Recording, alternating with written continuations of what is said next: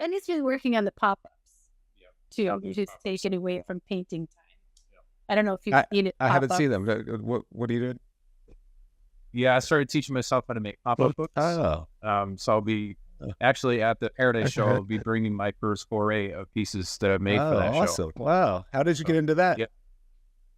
It's kind of I've been interested for a long time. At one point, Jackie got me a book. There's only a few books on the basic mechanics of it.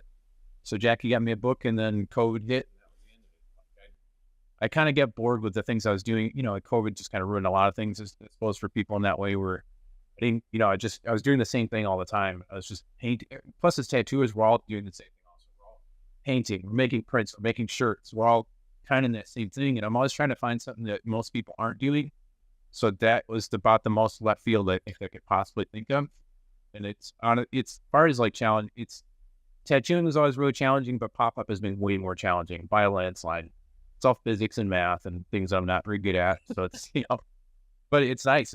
So I think it's been the first thing that I think that I really found, like with painting, I love painting, but there's always an aspect that I'm missing out of it. And whereas this has it has movability, it has three-dimensional quality at the same time, and plus I have my painting. So I have like three aspects that I really can incorporate to each other, whereas a painting is just a painting. So this is, Well, you know what I mean? Like when I was young, I wanted to be an animator. It was the movement of things that really caught my eye. So I was painting it on. It was still just a frame of a moving picture. Whereas this, I can actually animate things in time to move certain cases, and I like that part. So it's having a moving picture, which I like, without actually having to be a film. it also taught to mess around a lot with sculpting more and stuff. Yeah. So it sort of incorporates the 3D element to his artwork.